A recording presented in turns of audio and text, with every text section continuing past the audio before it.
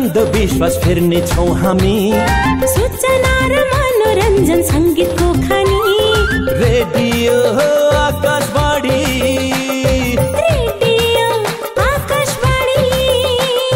समतामूलक समाज निर्माण गर्छौं, निरन्तरको साथी। Radio Akashvani, radio Akashvani, radio Akashvani, radio Akashvani. समानताका लागि संचार रेडियो आकाशवाणी 94.4 मेगाहर्ज।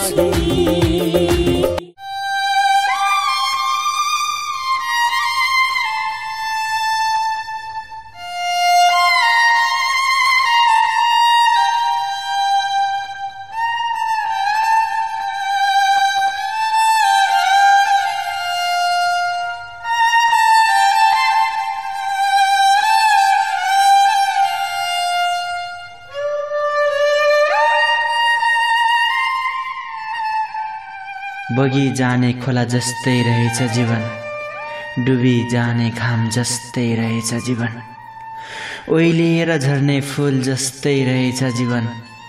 कहिले सुखका अनेकौं पलहरूले हर्षी तुल्याउँछ जीवनमा, कहिले दुःखका भुमरेहरूको बीचमा तडपिनु पर्छ जीवनमा, कहिले मिलनको संसारमा रम्ने दिन आउँछ जीवनमा, कहिले बिछोडको तत्पाईमा रुने दिन आउँछ जीवनमा। जीवन खुल्ला आकाशमा उड्ने भुवा जस्तो होइन रहेछ, जुन खुल्ला आकाशमा उडिरहन्छ। उडिरहेको त्यो भुवालाई न कसैले छेक्छ न कसैले रोक्छ, बस हावाको स्पर्शहरूसँगै रमाउँदै उडिरहन्छ उडिरहन्छ। जहाँ जहाँ उठ्न मन लाग्छ उडिरहन्छ। तर मान्छेको जीवनमा यात्रा गर्न कति कठिन हुन्छ, कति आँसु पिउनु पर्छ, कति तटपाईमा जिउनु पर्छ, कति दुःख सहनु पर्छ, कति कष्ट भोग्नु पर्छ। नमस्कार, यो गर्मी मौसममा शीतल अभिवादन टक्राउन चाहन्छु। साथै यो रात्रिकालीन प्रहरमा तपाईलाई स्वागत गर्दै आज पनि उपस्थित भइसकेको छु कार्यक्रम भावनामा। म तपाईको आफ्नै मनभित्रको भावनात्मक साथी औँसीको रातमा इन्द्रमान आत्मा भने। यो मेरो आवाजलाई तपाईको रेडियो सेटसम्म पुर्याउन साथ दिँदै हुनुहुन्छ सिसापारीबाट मेरा दुवै साथीहरू पवन कुमारजी र सुधीर कुमारजीले।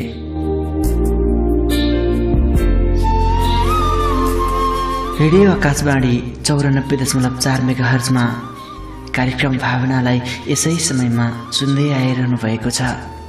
अर्थात् हरेक शुक्रबार राति 9:15 देखि 10 बजेसम्म कार्यक्रम भावनामा रहेर हामी तपाईको भावनालाई तपाईको आफ्नो मान्छेसम्म पुर्याउने कोसिस गर्ने गर्छौं। तपाईको वास्तविक प्रेम कथालाई लाखौं श्रोतामाझ जस्ताको तस्तै सुनाउने गर्छौं। मेरो आवाज भर्छु तपाईको वास्तविक प्रेम कथामा। आज पनि मैले बिना मोक्तानजीले हेटौडाबाट पठाउनु भएको उहाँको वास्तविक प्रेम कथालाई लिएर आएको छु। आशा राखेको छु अवश्य पनि तपाईले सुनेर साथ दिनुहुन्छ भनेर। साँच्चै कति अनौठो छ जीवन, कति विघ्न चोटहरू सहनु पर्छ जीवनमा, अनि सोचेको जस्तो हुन्न रहेछ जीवन, चाहेको जस्तो हुन्न रहेछ जीवन।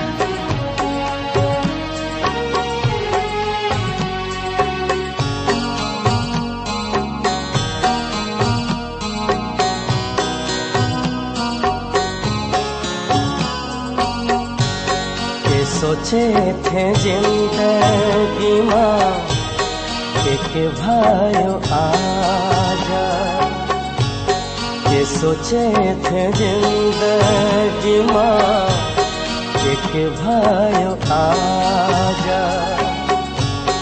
एकाएक आधी चल्यो दिउँसै पर्यो रात,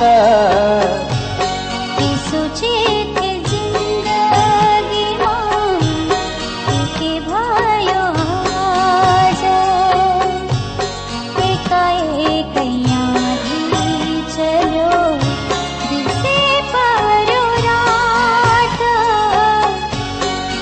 सोचे थे जिंदगीमा के भयो आज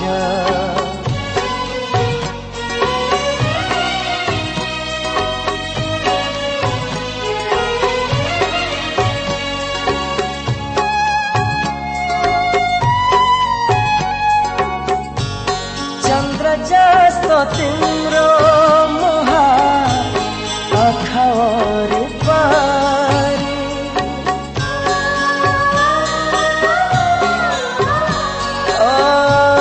चंद्र जस्तो तिम्रो मुहार आँखा वरिपरि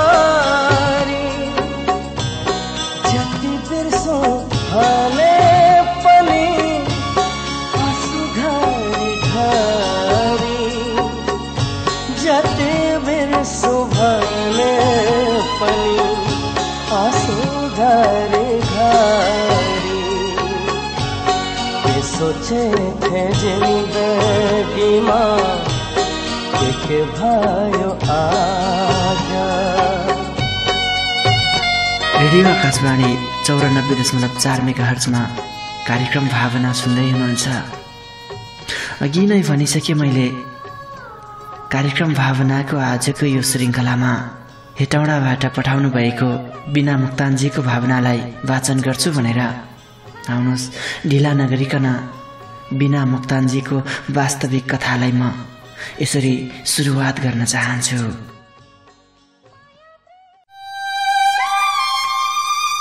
प्रिय कार्यक्रम भावना, तिमी त सबै मनहरूको साथी हौ। त्यसैले आज तिमी मार्फत मेरो वास्तविक कथालाई लाखौं श्रोता माझ पुर्याउन चाहन्छु। आशा लिएकी छु अवश्य पनि मेरो यो वास्तविक कथाले स्थान पाउनेछ। यो मेरो वास्तविक सत्य कथा हो, कुनै फिल्मको कथा होइन। मेरो कथालाई च्यातेर नफालिदिनु। आत्माजी, तपाईँ चाहनुहुन्छ भने सबै प्रमाणहरू देखाउन सक्छु म। यदि मेरो यो कथा वास्तविक होइन जस्तो लाग्छ भने मेरो नम्बरमा कल गर्नुहोला। म तपाईलाई सबै प्रमाणहरू जुटाएर देखाउन सक्छु। आज दिल खोलेर लेख्दैछु मेरो मनको भावनालाई। जबरजस्ती आँट गरेकी छु मेरो वास्तविक कथा लेख्नलाई। मेरो नाम बिना हो। विक्रम सम्वत 2046 साल चैत्र 14 गते बिहिबार सर्लाही जिल्लाको रमाइलो बस्ती देउराली भन्ने ठाउँमा मेरो जन्म भएको। हाम्रो सानो घर थियो। त्यही घरमा पहिलो सन्तानको रूपमा म जन्मिएकी रहेछु। म जन्मिँदा मम्मी धेरै खुसी हुनुभएको थियो रे। तर बुवा र हजुरआमा भने खुसी हुनुभएको थिएन रे, किनकि उहाँहरूलाई छोराको आशा थियो रे, छोराको रहर थियो रे। मम्मीले बुवालाई सम्झाए बुझाइ गरी भन्नुहुन्थ्यो रे, छोराछोरी दुवै बराबरी हुन्, हामीले माया गर्नुपर्छ, जे भए पनि हाम्रै सन्तान त हो नि भनेर भन्नुभएपछि बुवाले पनि मलाई धेरै माया गर्नुहुन्थ्यो रे। आजभन्दा भोलिभन्दा म पनि 6 वर्षकी भइसकेकी छु। आमाले फेरि पनि छोरी नै जन्माउनु भएको थियो म पछि पनि। तै पनि बुवा खुसी नै हुनुहुन्थ्यो, किनकि मम्मीले बुवालाई धेरै सम्झाइ बुझाइ गर्नुहुन्थ्यो।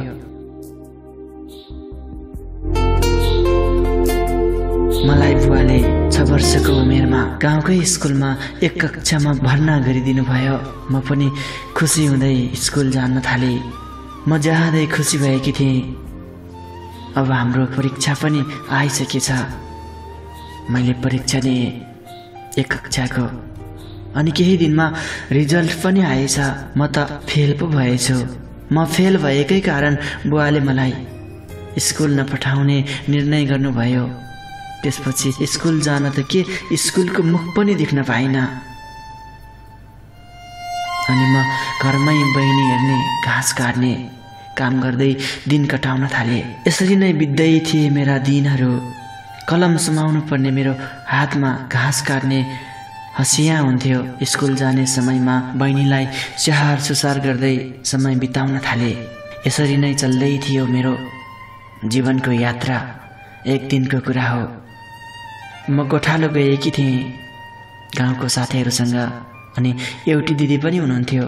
त्यो दिदीले हामीलाई तिमीहरू काठमाडौँ जान्छौ, मिठो मिठो खाना पाइन्छ, राम्रो राम्रो लाउन पाइन्छ, यसरी गोठालो पनि हिँड्नु पर्दैन अनि घरमा बहिनी पनि हेर्नु पर्दैन भनेर मिठा मिठा कुराहरू गर्नुभयो त्यो दिदीले।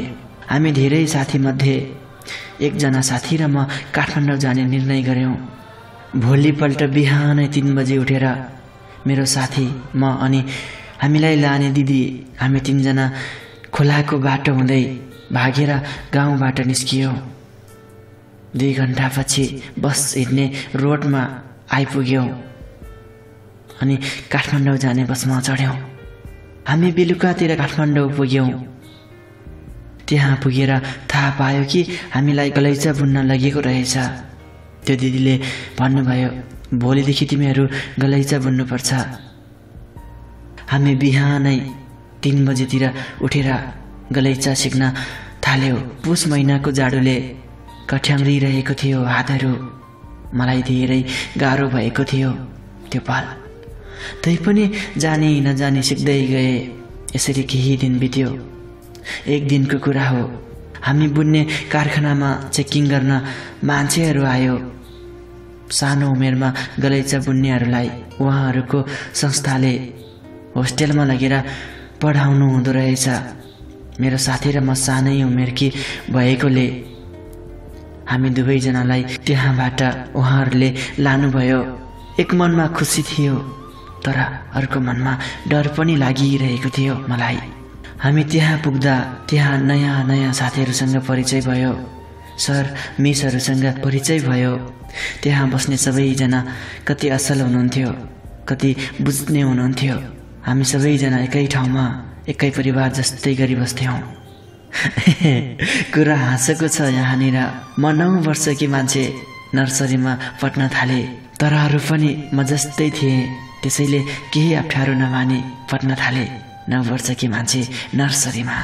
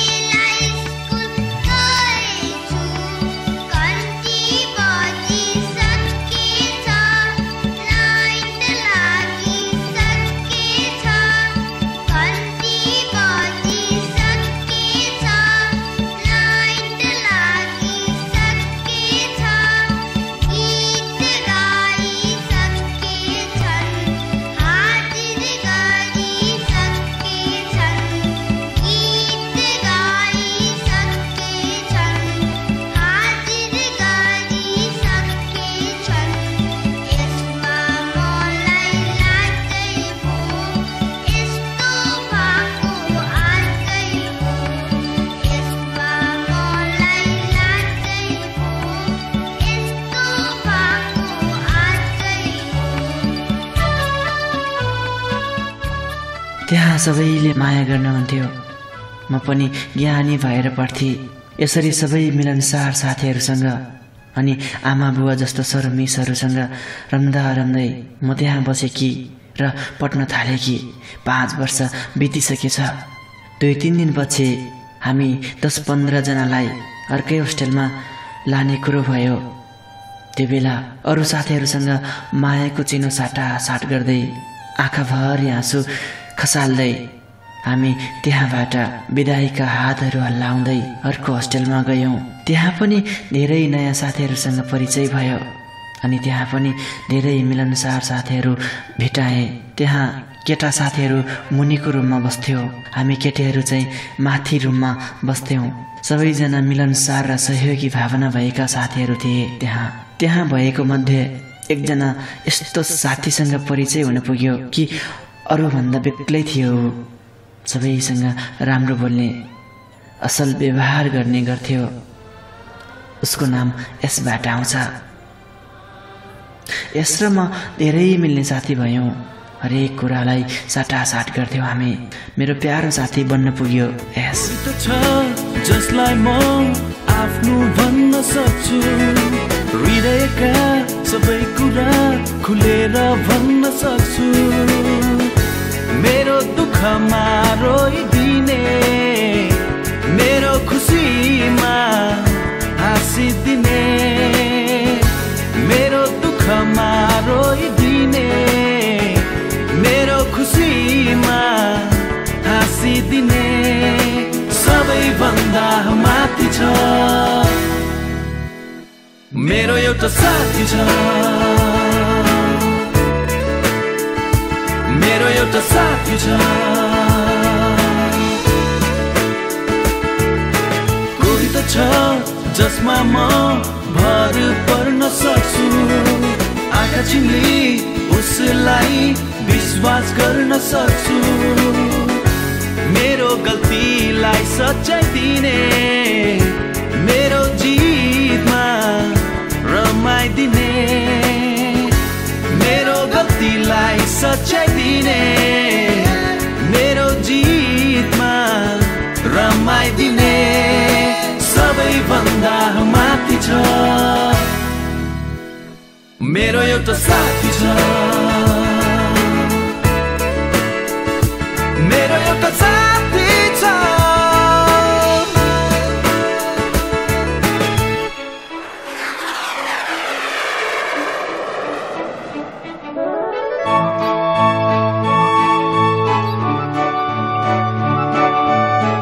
यसरी नै खुसी साथ साथीहरूसँग बस्दा बस्दै त्यहाँ बसेको पनि 2 वर्ष भइसकेछ।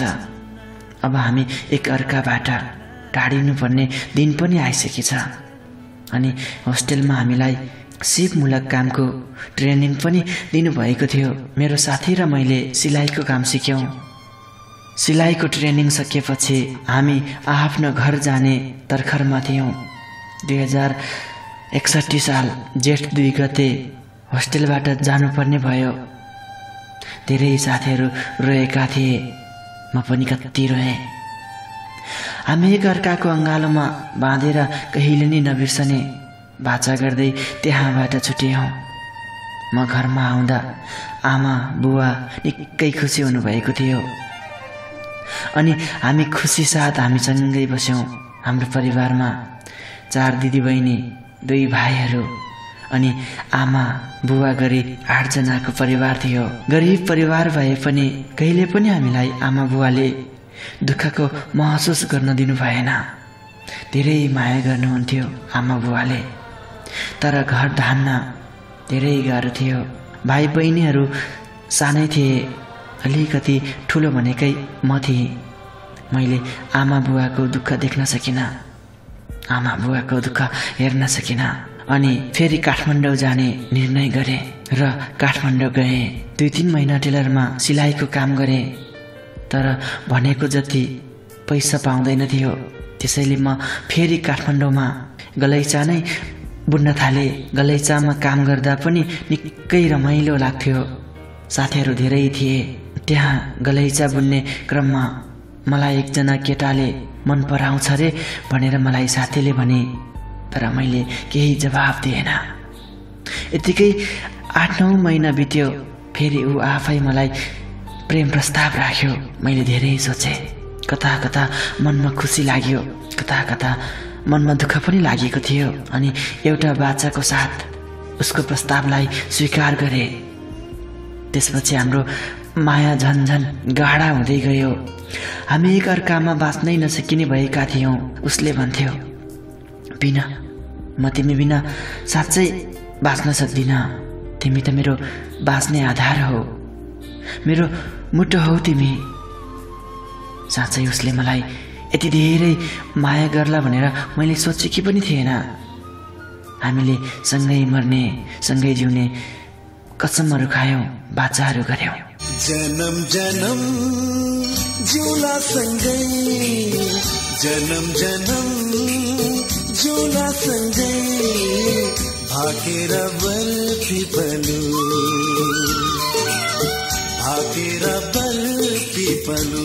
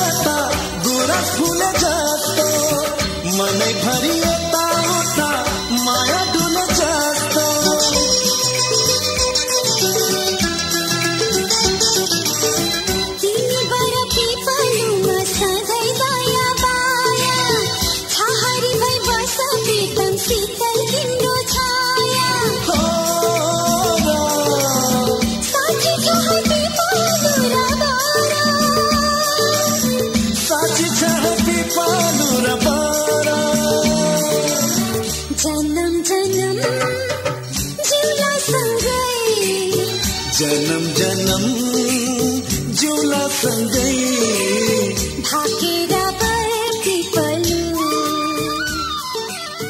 धेरै प्रगाढ भइसकेको थियो हाम्रो माया। विक्रम सम्वत 2064 साल ज्येष्ठ महिनाको 5 गते हामीले घरमा थाहा नपाइकन भागी विवाह गऱ्यौँ। उसको घर हेटौँडा थियो, त्यसैले विवाह पश्चात हामी हेटौँडाको रातो माटोदेखि अलि माथि 100 फुट भन्ने गाउँमा आयो।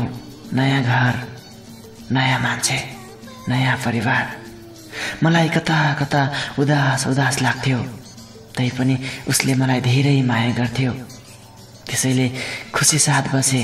मलाई हरेक कामहरूमा उसले सहयोग गर्थ्यो। 18 वर्षको उमेरमा मैले आफ्नो खुसी र चाहनालाई पैताला मुनि राखेर परिवारको खुसीमा साथ दिँदै गए। म विवाह गरेर आएदेखि माइतीमा पनि जान पाएको थिएन। हाम्रो एउटी छोरी भइसकेर एकैचोटि 2 वर्षपछि माइती गए। माइतीमा सबैले गाली गर्नुभयो, कहाँ थियो, किन सम्पर्कविहीन भएकी तिमी भनेर धेरै गाली गर्नुभयो सबैजनाले। आखिर बुवा आमाको मन त भने गाली त गर्नु भइहाल्छ नि भनेर मैले सहे। 4-5 दिन बसेर फेरि हेटौँडा घर फर्केँ। जसो तसो चल्दै थियो जिन्दगी। विवाह अगाडि मैले गरेको बाचा म सुनाउँछु आज। मैले भनेकी थिएँ उसलाई, म क्रिस्चियन हो, म परमेश्वरलाई त्याग्न सक्दिनँ, तिमीले मलाई रोक्न पाउँदैनौ भन्दा उसले हुन्छ, म तिम्रो खुसीमा खुसी हुन्छु भन्नेले त्यस्तो धर्म मान्ने भए मलाई छोडिदेऊ भन्न थाले। खै एक्कासी उसलाई के भयो मलाई केही थाहा छैन। कति माया गर्ने मान्छेले आज किन यस्तो भन्दैछ, किन टाढा हुन खोज्दैछ मैले बुझ्नै सकिनँ। म धेरै रुँदै बस्नुसी बाहेक केही गर्न सक्दिनँ थिएँ। यसरी नै उसले मलाई हरेक दिन केही न केही बहाना गरेर गाली गर्ने, झगडा गर्न खोज्ने गर्थ्यो। हुँदा हुँदा रक्सी पिउँदै घरमा आएर मलाई कुटपिट गर्न थाले। मलाई कहिले कपालमा समाएर पिट्थे, कहिले लातको लात हान्थ्यो, तर म केही गर्न सक्दिनथे। निरन्तर यसरी नै चल्दै थियो जिन्दगी, तर म केही गर्न सक्दिनथे। केटी मान्छे हो, छोरी मान्छे हो, आखिर के नै गर्न सक्थे र। फेरि म उसलाई धेरै माया गर्छु, किनभने जीवनसाथी हो, माया त लाग्छ नै। त्यसैले चोटहरू सहँदै बसे। निरन्तर यसरी नै चल्दै थियो जिन्दगीको मेरो हरेक दिन। आफ्नो श्रीमानको लात सहँदै बस्नु पर्थ्यो। एक दिन उसले विदेश जाने निर्णय गरे र केटिएम गयो पासपोर्ट बनाउन। त्यसपछि सबै कुरा मिलाएर 4 महिनापछि जाने भयो। समय आफ्नै गतिले दौडिरहेको थियो। हुँदा हुँदा 4 महिना पनि बितिसकेछ। भोलि जस्तो छुटेर जाने दिन थियो।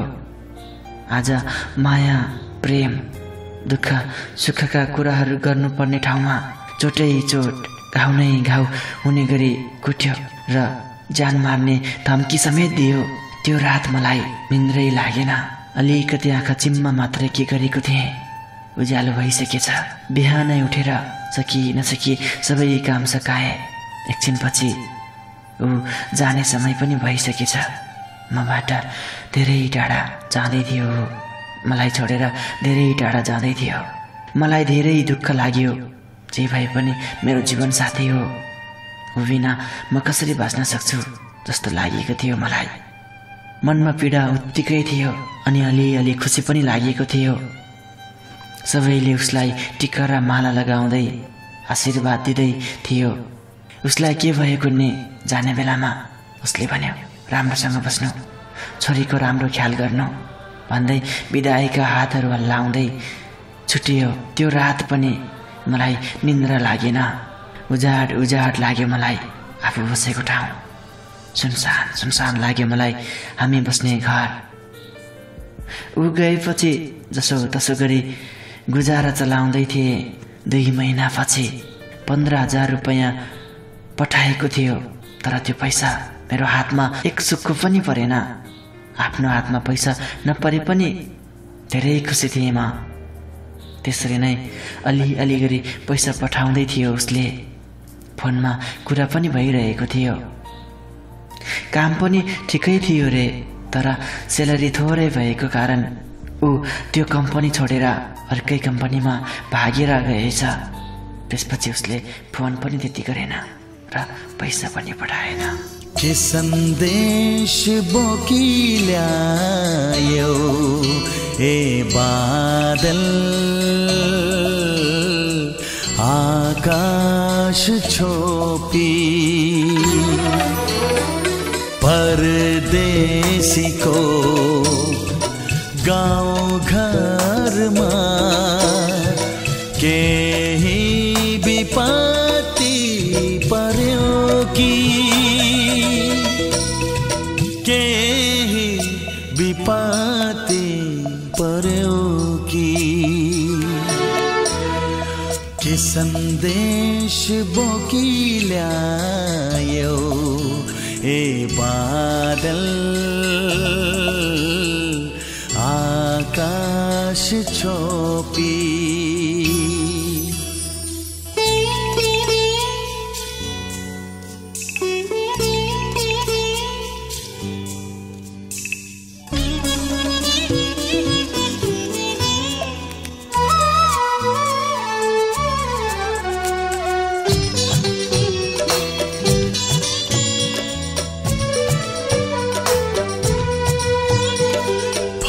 फरफराउँछ आँखा आज चरचराउँछ छाती माया मार्यो लहुरेले भन्दा होलान् साथी फरफराउँछ आँखा आज चरचराउँछ छाती माया मार्यो लहुरेले भन्दा होलान् साथी हो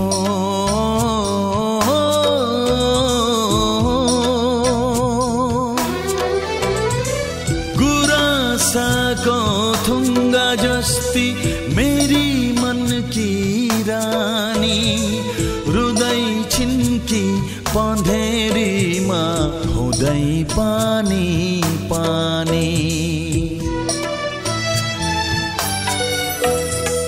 के सन्देश बोकी ल्यायो ए बादल आकाश छोपी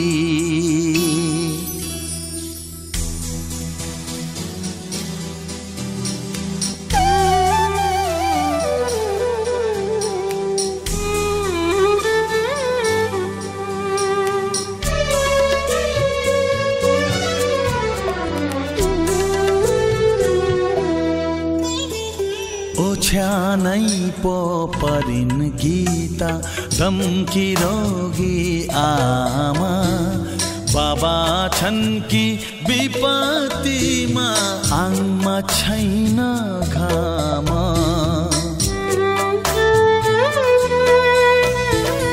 ओछ्यानै पो परिन् गीता धम्की रोगी आमा बाबा छन् कि विपत्तिमा आङमा छैन घाम हो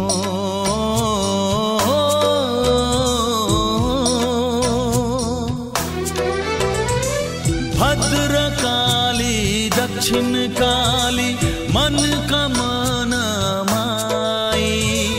रक्षे गर्नु सधैँभरि छोरा छोरीलाई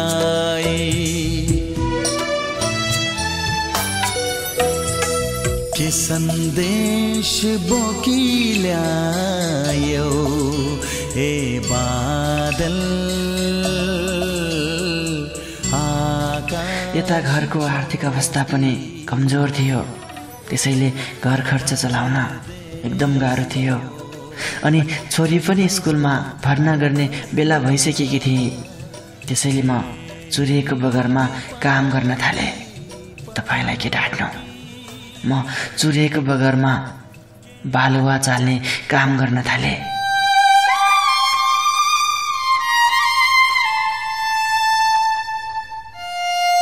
त्यही कामको पैसाले छोरीलाई मिठो मिठो खानेकुरा किनेर खुवाउँथे अनि स्कुलको ड्रेस र कपी कलम किनेर छोरीलाई स्कुलमा भर्ना गरिदिए त्यही बालुवा चाल्ने काम गर्दै घर खर्च टार्दै थिएँ मैले तर मैले दुःख गरी खाना पनि नसुहाउँदो रहेछ यो संसार साँच्चै स्वार्थी नै रहेछ मलाई चाहिने नचाहिने आरोप लगाउन थाले तर म डराउँदिन थिएँ किनकि आफूले गल्ती नगरेपछि किन डराउनु भन्दै त्यही काम गर्दै गुजारा चलाउँदै थिएँ र आफ्नो कर्तव्यहरू पुरा गर्दै गए तर पनि घरमा सधैँ झगडा भइरहन्थ्यो मलाई नाना थरी आरोपहरू लगाउँथ्यो त्यसैले मैले त्यो काम गर्न पनि छाडिदिएँ यो भगवान पनि कस्तो रहेछ दुःख माथि दुःख कष्ट माथि कष्ट थपिदिन्छ मैले काम गर्न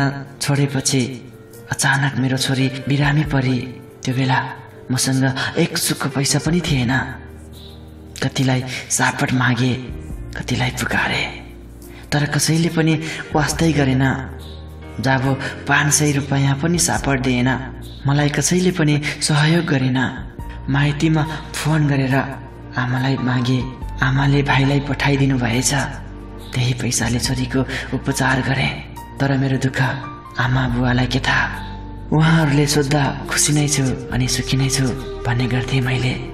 त्यसैले उहाँहरूलाई मेरो बारेमा केही थाहा थिएन। तर सुख लुकाउन सक्छ होला, दुःख लुकाउन गाह्रो हुँदो रहेछ। आजकल म गाउँमै सानो कारखानामा गलैँचा बुनेर आफ्नो जिन्दगी चलाउँदैछु, जिन्दगी धान्दैछु, छोरीलाई पढाउँदैछु, घरको सबै समस्या टार्दैछु।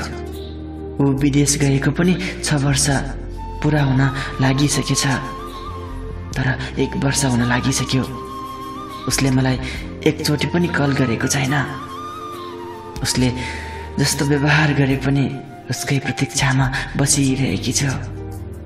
एक दिन त बुझ्छ होला नि उसले पनि मेरो माया र मैले गरेको त्यागलाई। त्यति बेला म ऊबाट टाढा जानेछु, धेरै टाढा। त्यसैले त्यही दिनको पर्खाइमा छु।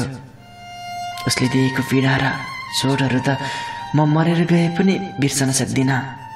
मेरी प्यारी मुटुको टुक्रा छोरीको लागि अहिलेसम्म बाँचिरहेकी छु, नत्र म यो संसारमा रहने थिएन होला।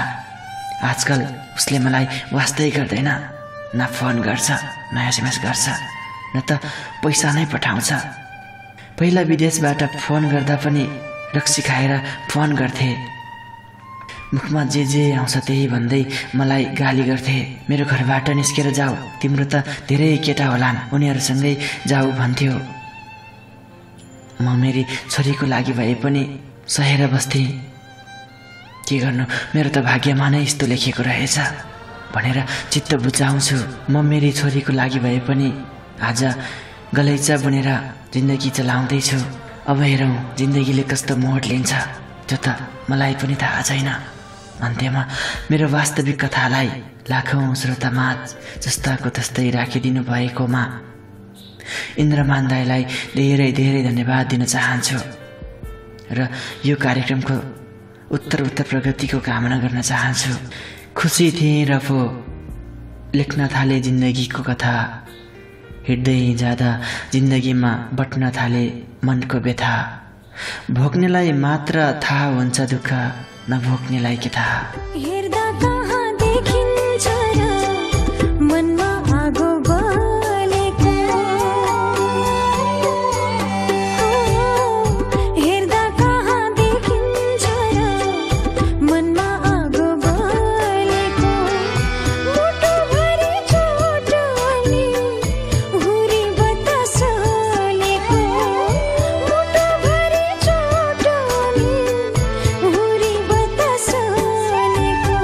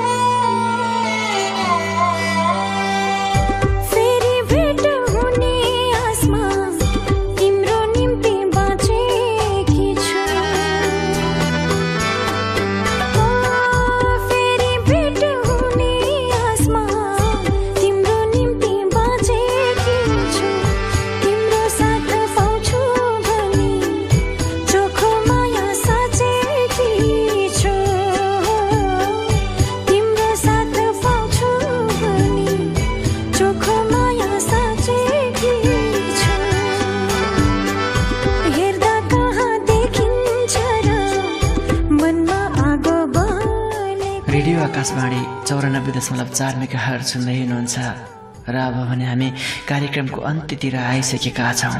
आज मैले हेटौडाबाट बिना मोक्तानजीले पठाउनु भएको उहाँको वास्तविक कथालाई वाचन गरे, उहाँको भावनालाई स्थान दिए। तपाईलाई यो कार्यक्रम कस्तो लाग्छ? कृपया सल्लाह सुझाव र प्रतिक्रिया दिनुहोला। र तपाईको पनि भावनाहरू छन्, तपाईको पनि प्रेम कथाहरू छन् भने पठाउनुहोस् हामीलाई। हाम्रो फेसबुक पेज www.facebook.com/रेडियो आकाशवाणीको इनबक्समा आफ्नो भावनाहरू, आफ्नो वास्तविक प्रेम कथाहरू लेखेर पठाउन सक्नुहुनेछ। त्यसै गरी तपाईँ इमेल मार्फत पठाउन चाहनुहुन्छ भने ab.bhavana1@gmail.com मा पठाउनुहोला। मोबाइलको SMS मार्फत भावना लेखेर पठाउन चाहनुहुन्छ भने आफ्नो नाम ठेगानासँगै भावनाहरू लेखेर 9804232718 मा पठाउनुहोला। साथसाथै तपाईँले थप जानकारीको लागि 9804232718 मा फोन गरेर बुझ्न सक्नुहुनेछ। कति धेरै साथीहरूले कार्यक्रम भावनालाई मोबाइलमा रेकर्ड गर्दै हुनुहुन्छ होला। तपाईँको धेरै माया पाएको छु। तपाईँको माया बिना म अगाडि बढ्न सक्दिनँ। त्यसैले तपाईँको माया चाहिन्छ, तपाईँको साथ चाहिन्छ मलाई। र कति धेरै साथीहरूले त कार्यक्रम सकिने बित्तिकै मिसकल गर्नुहुन्छ, धेरै खुसी लाग्छ। लौ त मित्रहरू, यतिखेरसम्म सिरानी छेउमा रेडियो राखेर मलाई सुनेर साथ दिनुभयो, तपाईँलाई धेरै धेरै धन्यवाद दिन चाहन्छु। र कोही साथीहरूले मोबाइलमा इयरफोन लगाएर सुनिदिनु भयो, तपाईँलाई पनि मुरी मुरी धन्यवाद दिन चाहन्छु। अनि आजको वास्तविक कथा पठाउने साथी बिना मोक्तानजीलाई पनि धेरै धेरै धन्यवाद दिन चाहन्छु। र म भुल्न सक्दिनँ मेरो यो आवाजलाई तपाईँको रेडियो सेटसम्म पुर्याउन साथ दिनुहुने मेरा दुई साथीहरू पवन कुमारजी र सुधीर कुमारजीलाई पनि धेरै धेरै धन्यवाद दिँदै म तपाईँको आफ्नै मनभित्रको भावनात्मक साथी औँसीको रातमा इन्द्रमान हातमा पनि कार्यक्रम भावनाको आजको यो श्रृङ्खलाबाट ओझेल पर्न चाहन्छु। हवस् त, नमस्ते। अर्को शुक्रबार फेरि आउनेछु।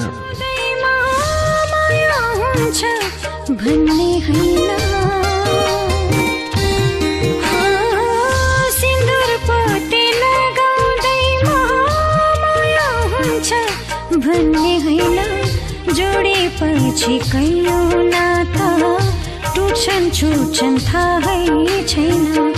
जोडेपछि कैयौँ नाता टुट्छन् छुट्छन् थाहै छैन। सिन्दुर पते लगाउँदै माया हुन्छ भन्ने